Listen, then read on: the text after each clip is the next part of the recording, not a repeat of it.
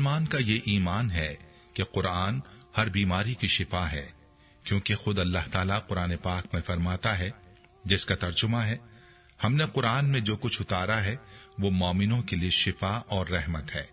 और साथ ही फरमा दिया कि ये जालिमों के लिए रहमत और शिफा नहीं है। अब सवाल ये पैदा होता है कि कुरान पाक हमें फायदा क्यों नहीं देता। तो इस हवाले से हमारी एक बहुत बड़ी गलती है, जिसका इर्तिकाब तकरीबन हर कोई करता है। इसी वजह से कुरान पाक का फायदा नहीं होता। अब आयतुल कुर्सी को ही ले लें। अगर इस आयत को, जो कुरान पाक की सबसे अजमत वाली आयत है, कोई इसे गलती के साथ पढ़ेगा तो बेशक लाखों मर्तबा पढ़ ले, ये गलती करेगा तो फायदा नहीं होगा। ये गलती क्या है, इस पर आज की वीडियो में तफसील से बात की जाएगी।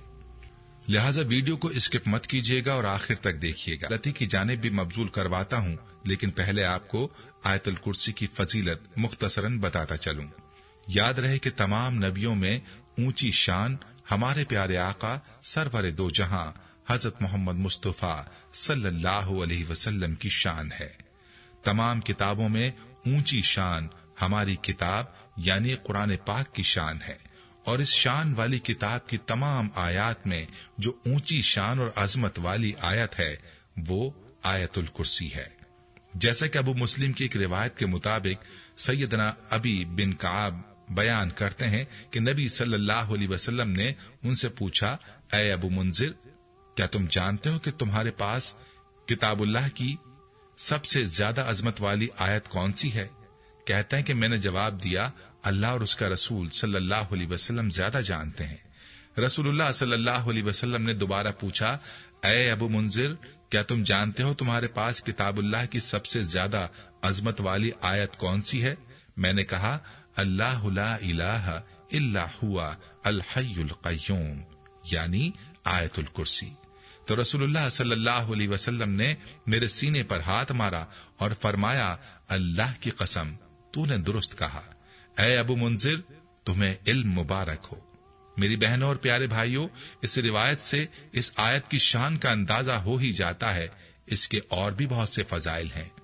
रिवायात में आता है कि इस आयत में अल्लाह ताला का इस्म आजम है, और इस्म आजम की खुसूसियत ये है कि जब इसके जरिए अल्लाह से दुआ की जाए तो अल्लाह ताला कबूल फरमाता है।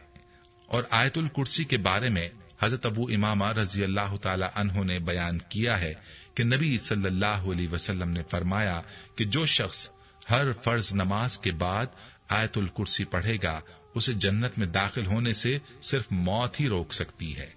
इसी वजह से हर फर्ज नमाज के बाद आयतुल कुर्सी की तिलावत का हुक्म दिया गया है, और इसको पढ़ने वाले और जन्नत के बीच में सिर्फ मौत का फासला होता है।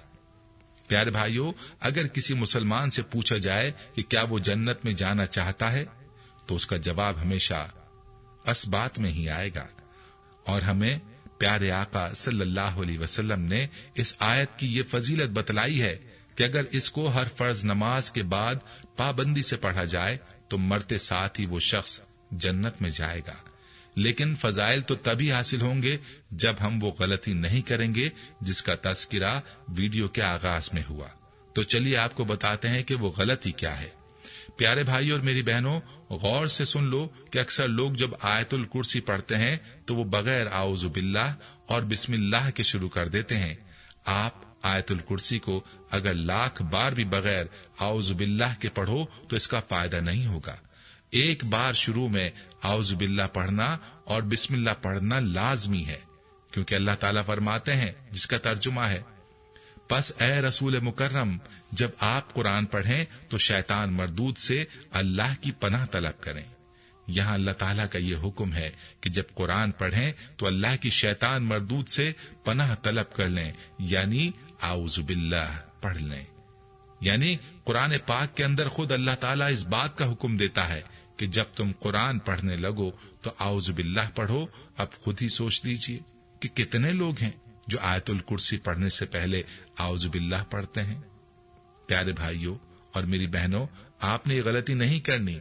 जब भी कोई वजीफा करें जो कुरानी आयत का हो या आयात का हो, तो आपने आऊज़ु बिल्लाह लाज़मी पढ़नी है, तभी आपको इसका फायदा होगा। और पहले भी जिक्र किया गया कि ताऊज़ का पढ़ना अल्लाह का हुक्म है और अल्लाह ताला के हुक्म को पूरा ना किया जाएगा تو پھر اللہ تعالیٰ سے کیسے امید کی جا سکتی ہے کہ اللہ تعالیٰ ہماری سنے گا